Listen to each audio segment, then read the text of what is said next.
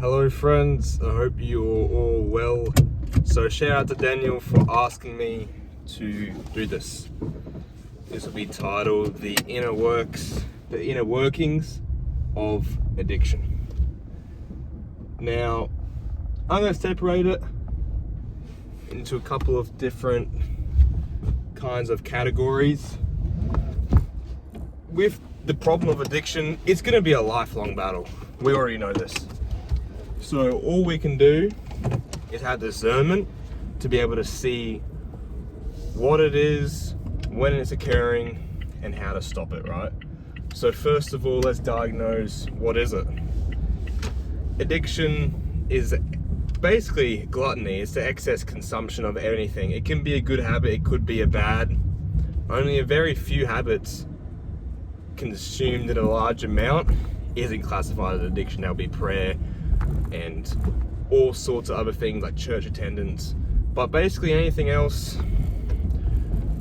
consumed in such a vigorous amount that you don't see relatives, you don't do this, you don't do that, that is addiction. Or it can be even something as simple as a bad habit that you do once or twice a week, if that's smoking or masturbation or whatever that is. So addiction is sin. Sin is an archery term that means to miss the mark. So sin is just to miss the mark. It's not a final result. You can always change your perception of it, especially because addiction is just the strengthening of neural pathways, if you want to get into that as well. The things you do repetitively, your brain will default to, as probably most of you guys know. So whatever you do consistently is what your brain sees as normal. So if you do XYZ consistently and you do ABC inconsistently, you're going to be doing XYZ more than you are doing ABC. And now the next thing I want to talk about is how to combat it. With addiction, I would say you don't want to pray for an easy life. As long as you know that there is something you need to change, that's the first step, right?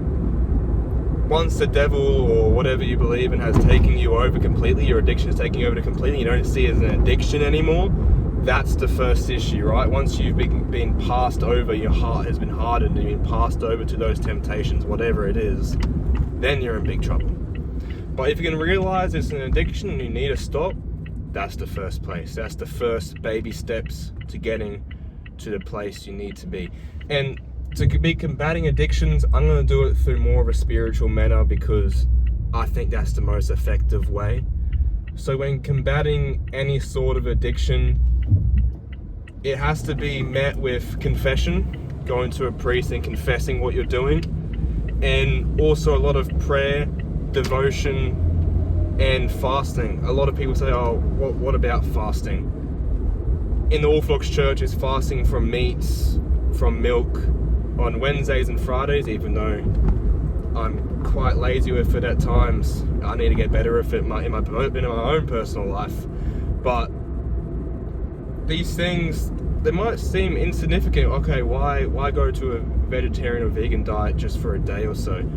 Well, you're priming your body, priming your mind to learn to say no to things. You're saying, no, I'm not going to drink milk or eat meat, no matter the cravings of it, because you will crave it. I've felt that before, especially through a long fast that can go up to 40 days of not having any of that. You can crave it a lot, but in that it feeds your spiritual body, not your physical body, and that's the biggest discernment. It really feeds your brain, your spiritual well-being, your soul, fasting, because you're learning to say no to things. And in the physical, it can be so temptating, like going into the vices that you have before, whatever the vice may be, if it's smoking or whatever it is. It can be so tempting to go to it, but if you fast over and over again and you learn in that controlled environment to say no,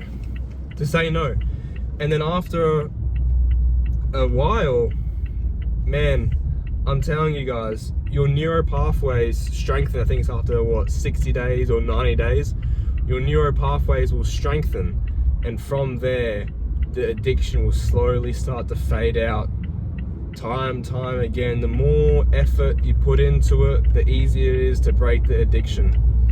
And guys, the addiction, it might be controversial to say, it can be a good thing, because it can show you how weak you are. Because man, if I never had to deal with any addictions, I would be my own God. I'll be like, oh, look at me, look how good I am. But every time I fall into my addictions, whatever my addictions may be, same with you, you're like, oh, I'm not that strong, I'm pretty weak. Because I'm telling myself I'll never do this ever again, but I do it. So I really believe that the addictions humble you, that God uses it as a test to see where you're at, to see your relationship with Him. And once you fall in, guess what? The devil makes it pretty easy. The more you fall, the more you're tempted, run to prayer. If you see a girl on the street and lost is your main temptation, say the Jesus prayer. Lord Jesus Christ, Son of God, have mercy on me, a sinner. Keep saying that in your mind over and over again. And slowly, you will start to fade out those thoughts. It's the same with like if you want to smoke a cigarette or marijuana and you're like, oh, I'm quitting this. Once you get those temptations, if you go to like a smoking balcony and you smell those smells and you're like, oh, just one, please, let's go. I just want a little hit. Say the thoughts. Whatever your thoughts may be. You got to focus on something small, a repeatable phrase that you can put in your head that will stay away, like stay strong, stay strong. Put it in your head, put something in your head again and again and again and again and again. And by the time that you've programmed it, the second you start doing it, you will be forgetting about the addiction altogether. I think it's such a strong thing, is with sin/addiction, there's 3 stages to it. There's the thought.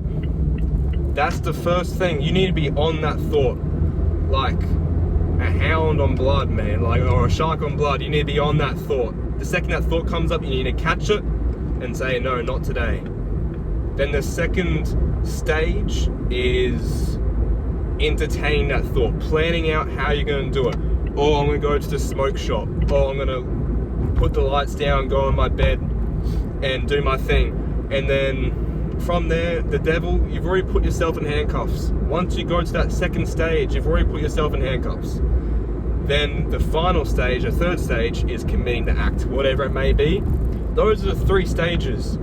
Once you get to that second stage, the second you start entertaining any of the thoughts that you have when it comes to addiction, you are going to be struggling. It's going to be a dogfight to get out of that. So for me, the thing I found most success with is catching the thought early. As people say, you need to trample on the foot and crush the infant of addiction. The second that infant of sin comes, oh, fuck, just bang on it. Bang it, because bro, you will be trampled. You'll be trampled. The infant will grow to a child, to a teenager, to an adult, and by the time you know, it's a strong man, and it's difficult. It's difficult to overcome those temptations. Once you get to a certain point, once you put yourself in those handcuffs, you're bound. You can't fight, man. It's like fighting a UFC fighter, but your hands are bound behind your back. Oh, you're gonna get smoked, obviously. Obviously, doesn't matter how good you are, because you're entertaining the thoughts. You're putting yourself in jail, basically. As I don't know where it's from, but man, at least if you're recognizing your addiction, that's the best spot. Because if you're too comfortable, once you get comfortable in those addictions, it's like a jail cell with the door wide open. Every day it's so comfy, but the jail door is just open. You can always walk out. But by the time you realize it, by the time you pass, that jail door will shut and you'll never be able to leave. You will be surrounded in your own addiction, in your own misery. I think it's such an important thing to be able to break out of these addictions early and be able to have discernment. So just to summarize, guys, always look to catch it early. Keep a phrase in your head, so once those addictions come out, you can shut them down. Do not let them grow in you. The second they grow in you, you've already lost the battle. You've already lost the battle. You need to shut it down. Go out, go for a walk, do some push-ups or anything to get your mind off of it. You know, waking up early won't save you. Doing this, doing that won't save you. It is having a plan and structure, and that's through, in my opinion, fasting and praying. Because it's teaching your body to say no in those difficult thoughts, just shutting them out and saying, shut up, I'm going to continue it. No matter how sloppy my fast, no matter how sloppy my prayer, at least I'm there. At least I'm doing something trying to combat this addiction, guys. God bless you all. God be with your families, guys. Please pray for me. Let me know if you want anything else for me to talk about. So I'm just trying to talk, and I learn stuff from talking because my brain is actually thinking about stuff. Crazy, yeah. But yeah, stay safe, boys.